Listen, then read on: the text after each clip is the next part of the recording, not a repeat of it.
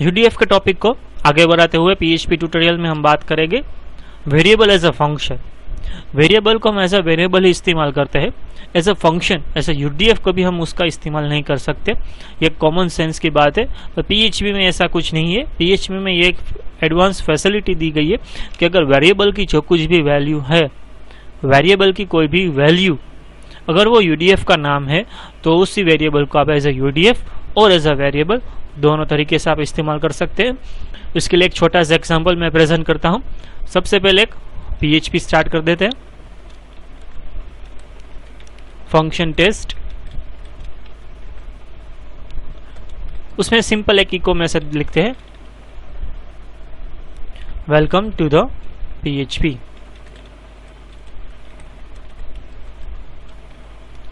एक variable assume करते हैं टी स्ट्रिंग के लिए। उसमें जो डेटा स्टोर कर रहा हूं वो है टेस्ट। पीएचपी को कंप्लीट कर देते हैं। मैंने अभी तक फंक्शन को भी कॉल नहीं करवाया, ना कि उसके वेरिएबल को भी इन्हें डिस्प्ले करवाया है। अब क्या करते हैं, यहाँ पे नीचे इको $t लिखते हैं। प्रोग्राम को सेव करके अगर मैं रन करूंगा तो मैं आउटपुट में क्या आएगा, जो टी वेरिएबल है वो यहाँ पे हमारा डिस्प्ले हो गया। लेकिन अब इसी वेरिएबल को एज अ फंक्शन यूडीएफ या एज अ लाइब्रेरी फंक्शन जो इस्तेमाल करते हैं पैरेंथेसिस ब्रैकेट लिख के, अगर ऐसा इस्तेमाल करना है तो हम क्या करेंगे, फिर से एक स्टेटमेंट लिखेंगे इको टी राउंड ब्रैकेट करके इसको सेमीकोलन करके रिफ्रेश करूंगा। देखिए वेलकम टू द पीएचपी, ये मैसेज एक्चुअल मैंने कहाँ पे लिखा है, टेस्ट नाम के यूडीएफ के अंदर। तो ये क्या हुआ, टी वेरिएबल में जो मैंने डेटा स्टोर किया है, एक्चुअल डेटा वो है टेस्ट। टेस्ट क्या है, वो एक्चुअल एक यूडीएफ का नेम है। तो पीएचपी में ऐसा भी कर सकते हैं, अगर कोई भी यूडीएफ का जो नेम है वो एक्चुअल वेरिएबल की वैल्यू है तो दोनों तरीके से आप इस्तेमाल कर सकते हैं। कैसे करना है फिर से रिपीट करता हूं। अगर वेरिएबल के नेम के बाद पैरेंथेसिस ब्रैकेट आपने नहीं लिखे हैं, वेरिएबल नेम के बाद अगर आपने पैरेंथेसिस ब्रैकेट नहीं लिखे हैं, जो मैंने सिलेक्ट करके रखे हाईलाइट करके, तो पीएचपी उसे एक सिंपल वेरिएबल कंसीडर करेगा, उसकी वैल्यू पे वो कॉन्सेंट्रेट करेगा। क्या है वो, टेस्ट है। अगर आपने पैरेंथेसिस ब्रैकेट किए हुए हैं तो उसकी वैल्यू के यूडीएफ पे वो कॉन्सेंट्रेट करेगा, वैल्यू के यूडीएफ पे वो कॉन्सेंट्रेट करेगा। वो है हमारा टेस्ट नाम का यूडीएफ। यूडीएफ चाहे कोई भी हो, विथ आर्ग्यूमेंट भी हो सकता है। फिर से हम एक दूसरा एग्जांपल ले लेते हैं। विथ आर्ग्यूमेंट के लिए छोटा सा एक वेरिएबल डिक्लेयर करेंगे ए, और जो यहाँ पे मैसेज है हमारा वो निकाल देते हैं और यहाँ पे लिख देते हैं इको $a। तो ए में जो कुछ भी हमारा डेटा है वो डिस्प्ले होगा यहाँ पे, टेस्ट एज इट इज। ये स्टेटमेंट अब निकाल देते हैं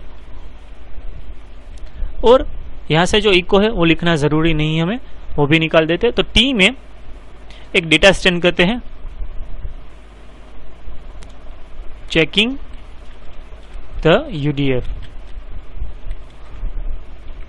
और सिंपल यहाँ पे इको $t लिखते हैं। तो दोनों में क्या होगा, जो फर्स्ट स्टेटमेंट अब जो मैंने लिखा है यहाँ पे यूडीएफ कॉल होगा, उसमें एक आर्ग्यूमेंट सेंड होगी चेकिंग द यूडीएफ, वो ए में स्टोर होगी, ए में डिस्प्ले होगा। और यहाँ पे मैंने राउंड ब्रैकेट पैरेंथेसिस ब्रैकेट नहीं की है तो उसकी वैल्यू क्या है $t की, वो है टेस्ट। वो सिंपल हमें डिस्प्ले करके आउटपुट में बता देगा। रन करते हैं, देखिए यहाँ पे चेकिंग द यूडीएफ, और आखिर में जो दूसरा टेस्ट मैंने दिखाया है वो निकाल दे दीजिए, रिफ्रेश कीजिए। देखिए चेकिंग द यूडीएफ। यूडीएफ का टाइप कोई भी है वो आप पे डिपेंडेंट है, कैसा यूडीएफ आपको बनाना है। जो 4 टाइप्स मैंने पहले के एग्जांपल्स में वीडियो में बताई थी, विथ, विथआउट, रिटर्न और आर्ग्यूमेंट के बारे में। कोई भी यूडीएफ है, अगर वो यूडीएफ विथ रिटर्न का है, जैसे कि $a is equal to $a plus 5, जो ए में जो कुछ भी डेटा आएगा उसमें 5 वो ऐड करके सेंड करेगा। तो अब लिखते हैं यहाँ पे $x is equal to $t 10 echo $x। Refresh कीजिए, देखिए यहाँ पे 15 आ गया। $t क्या है, टेस्ट है, टेस्ट में वैल्यू 10 सेंड हुई, 5 प्लस हुआ, ए की जो कुछ भी वैल्यू है वो रिटर्न होके यहाँ पे हमें 15 दिखाई दे पड़ेगी। यह इको जो एक्चुअल हुआ, यह रिटर्न स्टेट में मैंने नहीं लिखा हुआ है तो आपको कंफ्यूजन होगा। वो एक्चुअल क्या हुआ, जो इको हुआ वो रिटर्न हुआ वेरिएबल में, और इक्वल टू साइन में ऐसे भी आप स्टोर करवा सकते हैं। ये एक एडिशनल फैसिलिटी है।